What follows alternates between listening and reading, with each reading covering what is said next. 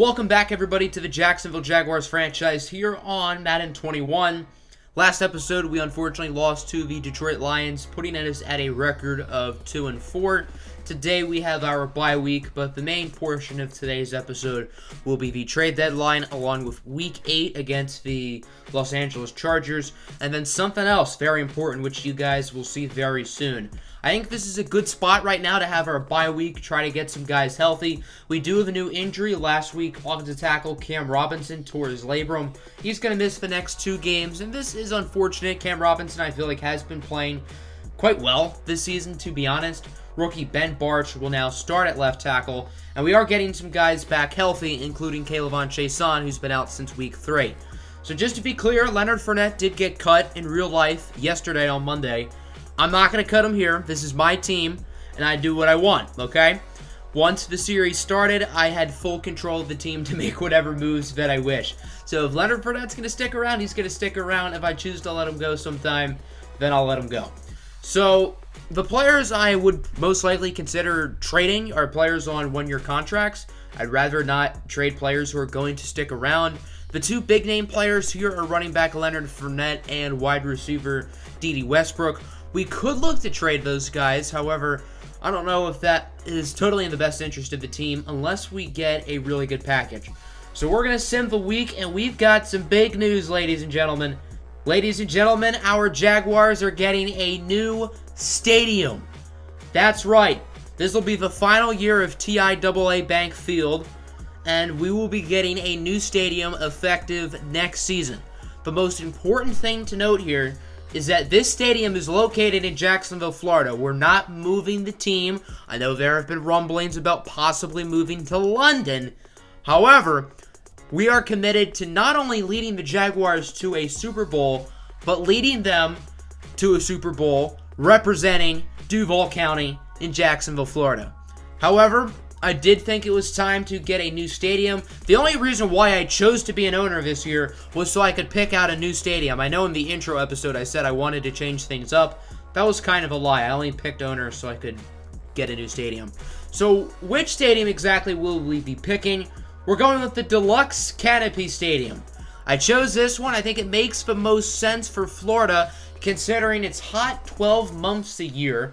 So I wanted to have a little rooftop over the seats.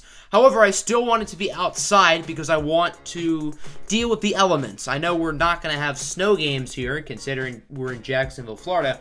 However, last year in our main franchise, we used the Lions, who are in a dome. So I wanted to keep it outside this year. So I think this one makes sense. So going into the trade deadline, we're in a weird spot. As you can see, we are tied for first in the division. How did that happen? Well, everybody in the division just sucks booty. That's the thing.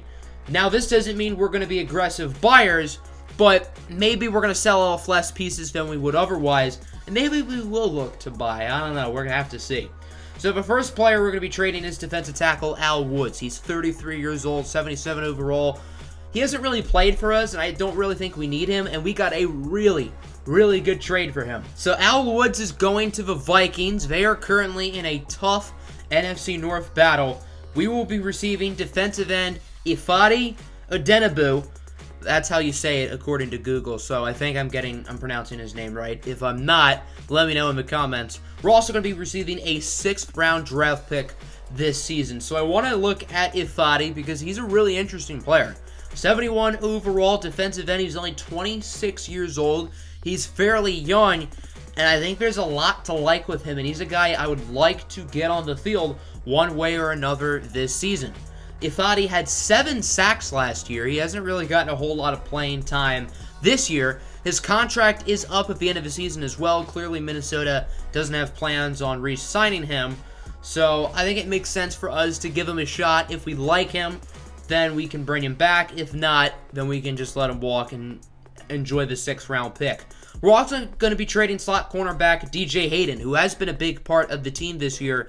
He has like 41 tackles in 6 games, which is a lot for a corner.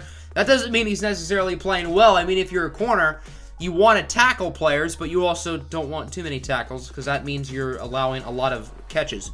So he's going to the Atlanta Falcons in exchange for a 4th round pick. The Falcons are quite weak at corner.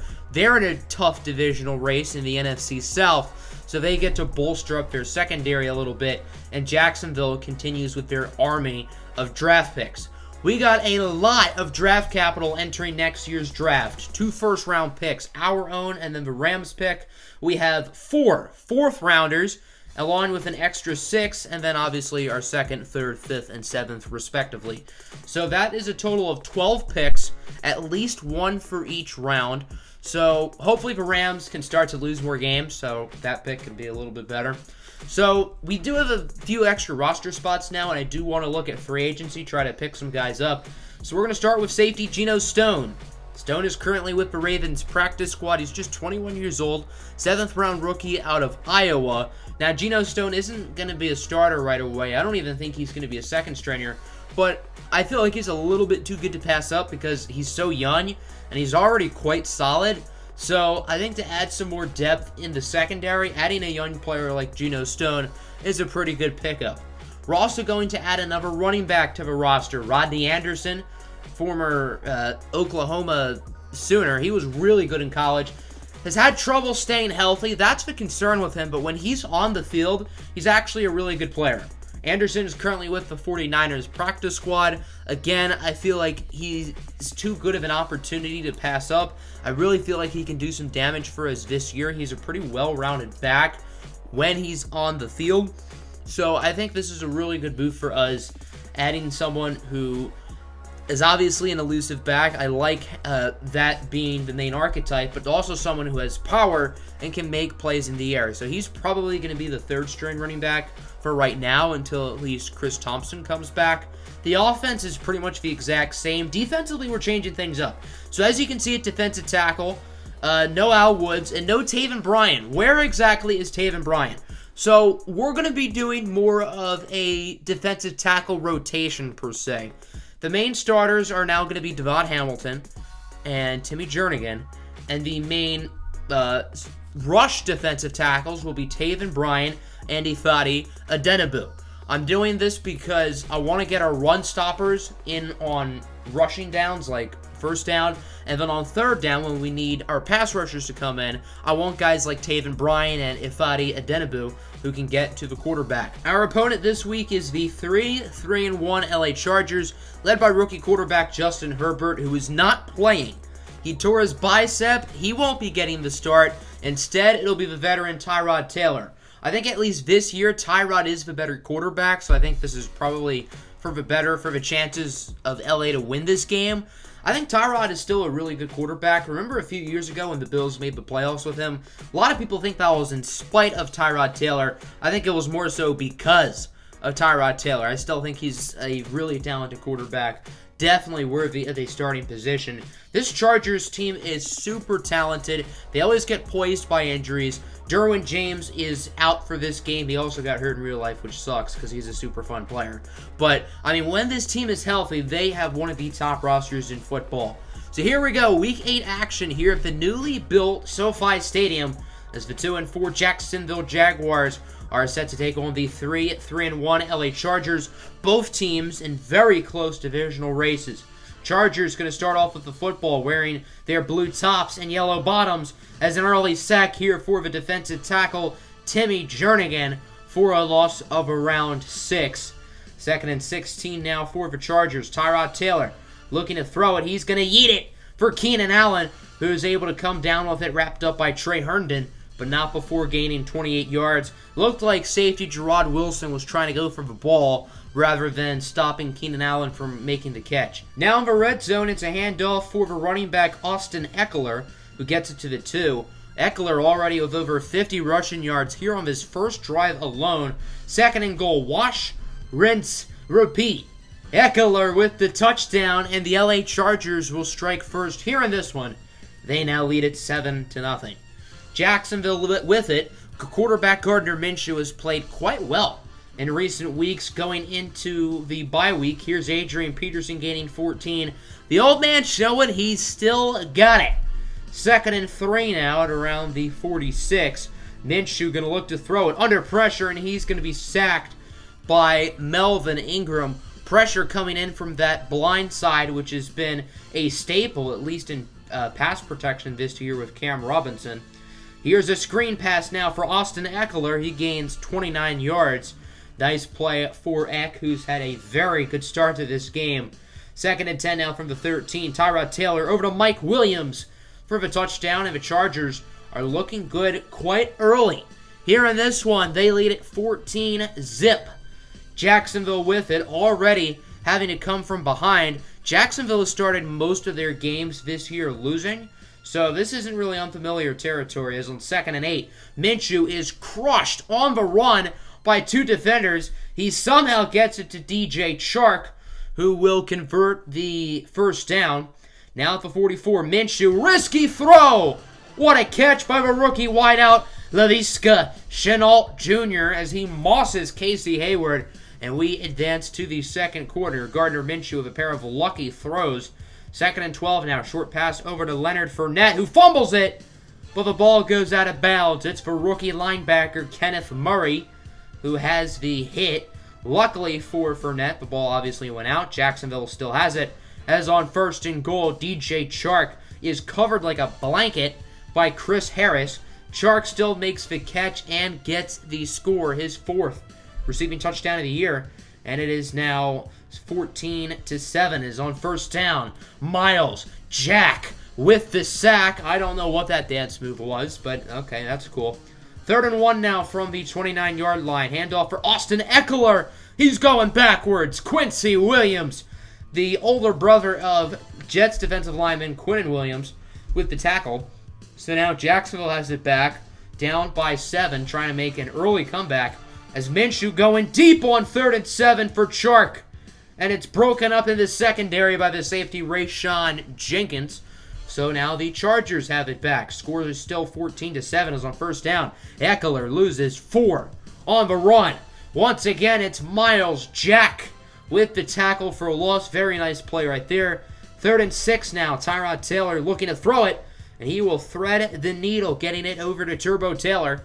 That is Taylor Gabriel for the first down, bringing it to the 46-yard line as the Chargers offense is looking good today. The weak spot on this Jaguars team all year has been their defense, and that has not changed here in this one. As Eckler gets pounded on 1st down. What a hit by Josh Allen, who started off the season very slow but has played better in recent weeks. 3rd and 10, the rookie K'Lavon Chaisson with the pressure, nearly getting to the quarterback. Chaisson, I would say, had his best game of his career here in this one. Still no sacks yet for K'Lavon, but he did look good today. 4th and 10 now from the 35. That field goal attempt was short. That's what she said, and to be specific, that's what she told me. Jacksonville now with it, 3rd and 5. Nice throw over to the tight end, David Njoku, who will get it to the 35-yard line. Jacksonville trying to drive down the field, potentially try to tie it before halftime, as we are now at the 2-minute warning. 3rd and 8. Minshew looking to throw it. He gets it to DJ Chark, who will outrun the defender, Chris Harris, for the first down conversion. Now at the 6. Jaguars going to try to punch it in. Handoff for Leonard Fournette, and he will spin his way into the end zone for a Jaguar touchdown. However, hold on. There's a flag on the play. This one is unfortunately coming back. It's a hold on Jawan Taylor, so instead of a touchdown, it is now 1st and goal all the way back at the 14. Following play, 2nd and goal at the 4, back to Fournette. He will lose 2. Jacksonville calls time. So now it's 3rd and goal at the 6. Can Jacksonville punch it in and try to tie it? Minshew over to Dede Westbrook, who is wrapped up by Drew Tranquil. Nice hit there. So the Jacksonville Jaguars are going to be forced to kick the field goal. The former Charger, Josh Lambo, beats the halftime buzzer. Jacksonville will cut the lead down to 4, as it is now 14-10. Going into the halftime break, another offensive game. Gardner Minshew looking good in this one for the Jags. Austin Eckler leading the way for the Chargers, and Tyrod Taylor has looked good himself. Moving on to the second half now. Jacksonville with the football as Gardner Minshew on 1st down, immediately brought down by Melvin Ingram, who's going downstairs where Daddy hides the vodka. Ingram with his 2nd sack of the game.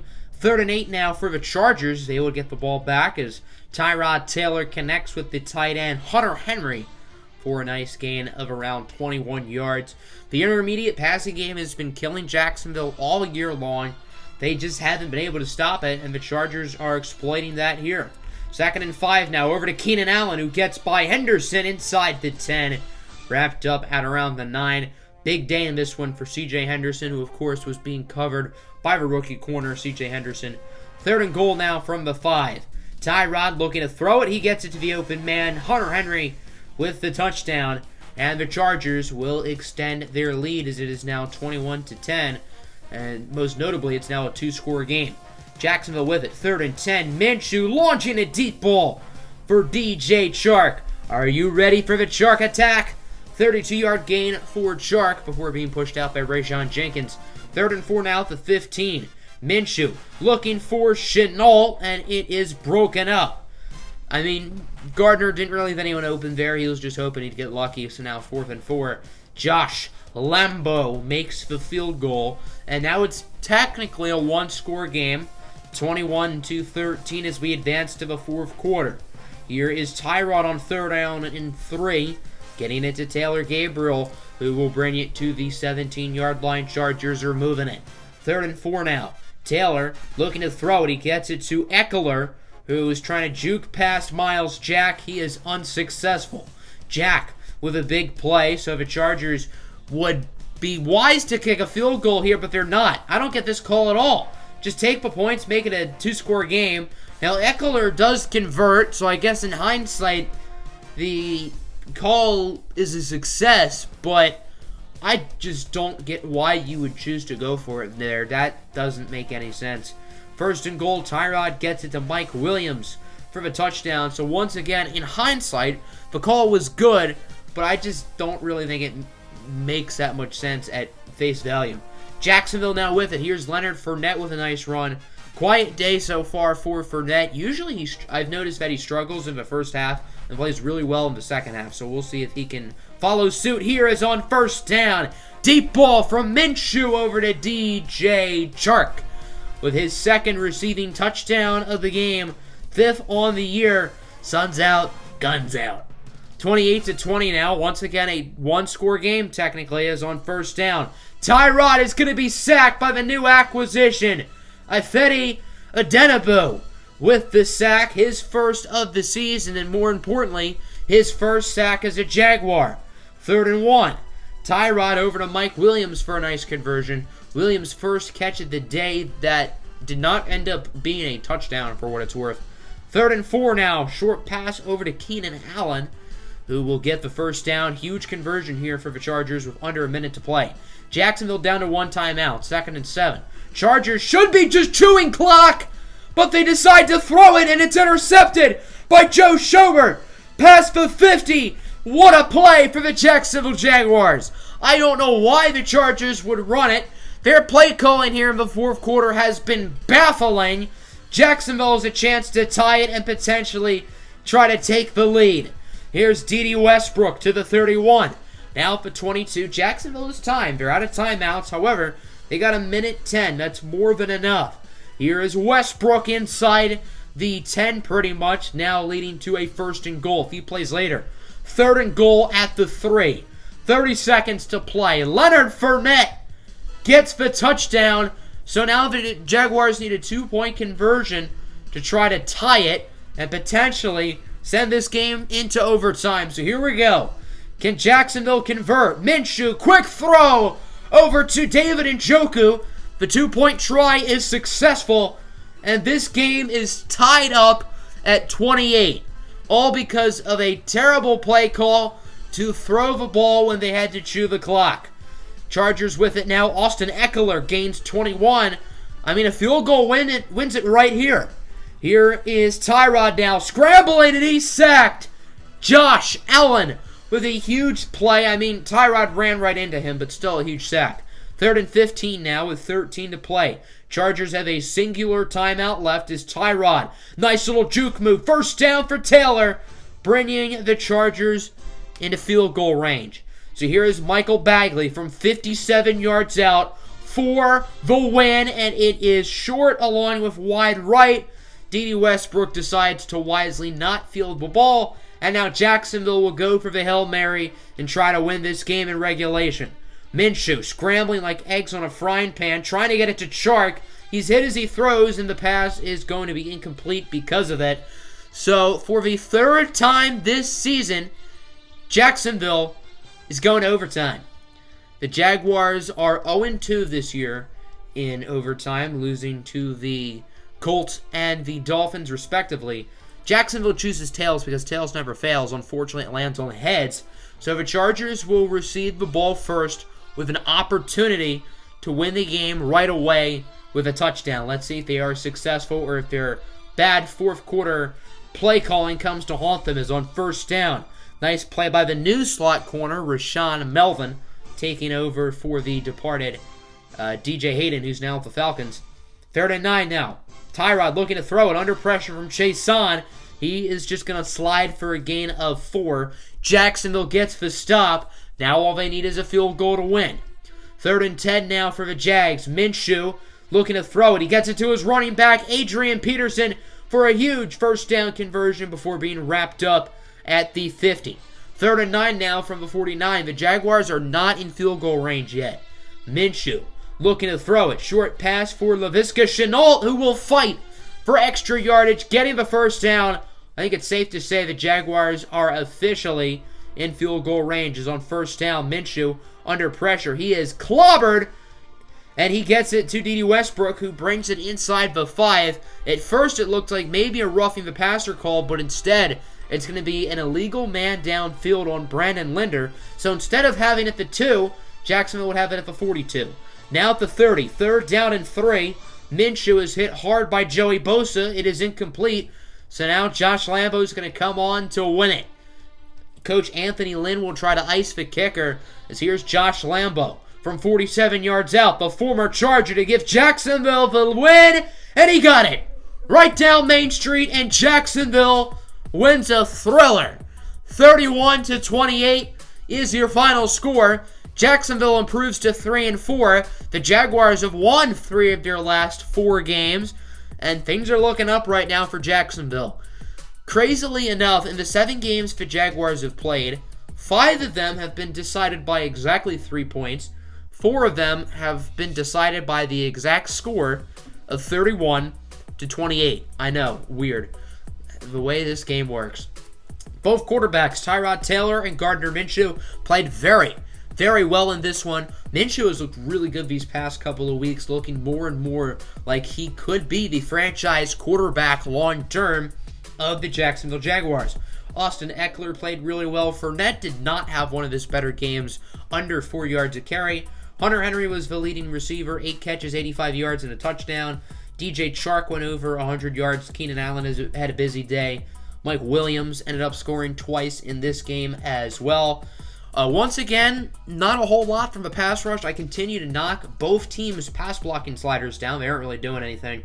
C.J. Henderson with a game-leading 12 tackles. This is good and bad. It means that he's allowed a lot of catches, but it also means that he is giving an effort tackling-wise, which was obviously an issue in college. In the sack department, Melvin Ingram had 2 for Jacksonville. Josh Allen, Miles Jack, Timmy Jernigan, and Ifedi Adenabu all at 1. So that'll do it for today's episode. Next one, we have another game with the 2-5 Houston Texans, this time at home. Tennessee and the Colts both won, so we are still tied for first in the division. Remember, the Titans and Colts have defeated us head-to-head this year, so they technically own the tiebreaker over us. Now, we do get to play both of those teams later in the season, so if we win those games, then we have a legit shot of winning the division. I did not expect to talk about division contention with this Jaguars team in Season 1, but here we are. Hope everybody enjoyed the episode. Next one, I think we're going to go over some scouting stuff for next episode, and then we got the Texans. Peace.